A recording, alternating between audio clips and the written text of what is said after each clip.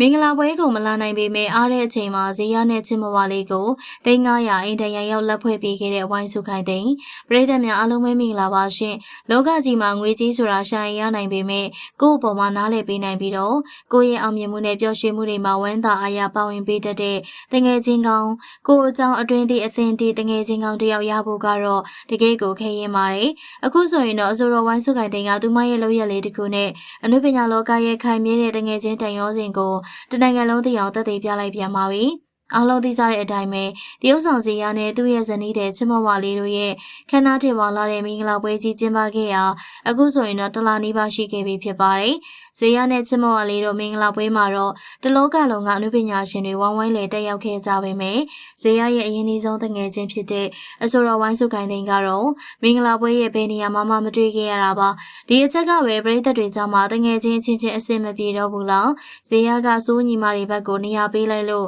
ဝိုင်းစုကစိတ်ခုသွားတာလားဆိုတဲ့ထင်ကြီးတွေအကြီးကျယ်ဖြစ်ပေါ်စေခဲ့တာအလုံးအသိပါမင်္ဂလာပွဲနေ့ရက်စလုံးဝိုင်းစုပေါ်မလာခဲ့ရကြောင်းဝေဖန်တဲ့တွေညံနေခဲ့ပေမဲ့အမှန်တရားကတော့တခြားစီပါဝိုင်းစုကဇေယျရဲ့မင်္ဂလာပွဲဖိတ်ကလေးကသူမမှာကြိုတင်လက်ခံထားတဲ့ရှိုးပွဲတွေရှိနေရကြောင်းမတက်ရောက်နိုင်မဲ့အကြောင်းတွေကိုတငယ်ချင်းဖြစ်သူဇေယျစီမှာကြိုတင်အကြောင်းကြားပြီးတော့အနုညွတ်တောင်းပန်ထားခဲ့ရပါအနုပညာရှင်တယောက်အတွက်ပရိသတ်နဲ့ဂတိပေးထားတဲ့ဖျော်ဖြေရေးအလုပ်ကလည်းတာဝန်တစ်ခုဖြစ်တယ်လို့အရင်ဒီဆုံးတငယ်ချင်းရဲ့မင်္ဂလာပွဲကလည်းအရေးကြီးအားကြောင်းဝိုင်းစုခိုင်သိန်းဟာအတော်လေးကိုအကြက်ရိုက်ခဲ့ပုံရပါတယ်ဒါပေမဲ့တကယ်ချင်းဖြစ်သူဇေယျကတော့သူမရဲ့အခက်အခဲတွေကိုနားလည်ပေးခဲ့ပါတယ်။ပရိသတ်တွေကဝိုင်းစုကိုဝေဖန်ခဲ့ကြပေမဲ့အခုတော့ဝိုင်းစုကအားလုံးအိမ်ရောသွားအောင်ပြုလုပ်လိုက်ပါတယ်။ဝိုင်းစုခိုင်သိန်းကသူမရဲ့အလုပ်တွေအားလက်သွားတာနဲ့ဇေယျနဲ့ချစ်မဝလေးတို့ရဲ့အိမ်ကိုကိုရင်ကိုကြသွားရောက်တွေ့ဆုံခဲ့ပါတယ်။အဲ့ဒီမှာတင်လူပြောများဆုံးဖြစ်သွားတဲ့အချက်ကတော့သူမပေးရခဲ့တဲ့မင်္ဂလာလက်ဖွဲ့ငွေသားပမာဏပါ။ဝိုင်းစုခိုင်သိန်းကဇေယျတို့ဇနီးမောင်နဲ့အတွက်ငွေသားသိန်း900တီတီကို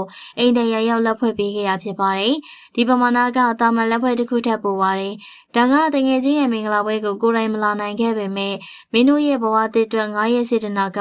သိန်း900ထက်မကခိုင်မာတယ်ဆိုတာကိုပြသလိုက်တာပါပဲ။ဇေယျကလည်းသူမရဲ့အခုလိုလာရောက်တွေ့ဆုံမှုနဲ့စေတနာပေါ်မှာတကယ်ကိုကျေးဇူးတင်ဝမ်းမြောက်နေရကိုမြင်တွေ့ရပါတယ်။ဇေယျနဲ့ဝိုင်းစုခိုင်သိန်းဆိုတာအနုပညာလောကတွေကိုစတင်အခြေချကလေးက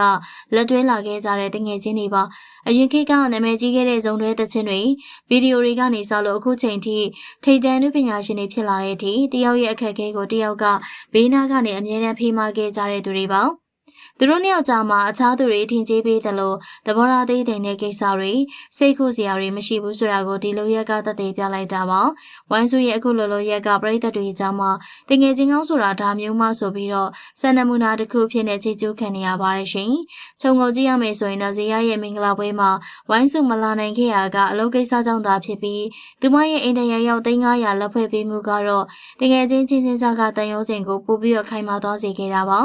ပရိသတ်ကြီးတို့ရောမင်္ဂလာပွဲမတက်ဖြစ်ပေမဲ့သိန်း900တောင်လက်ဖွဲ့ပေးခဲ့တဲ့ဝိုင်းစုခိုင်တဲ့ရဲ့စိတ်ထားလေးပေါ်မှာဘယ်လိုမြင်လဲဆိုတာမှတ်ချက်ပေးခဲ့ပါအောင်နော်ကြည့်ရှုပေးရတဲ့အတွက်ပရိသတ်များအားလုံးကိုကျေးဇူးထူးပဲတင်ရှိပါရရှင်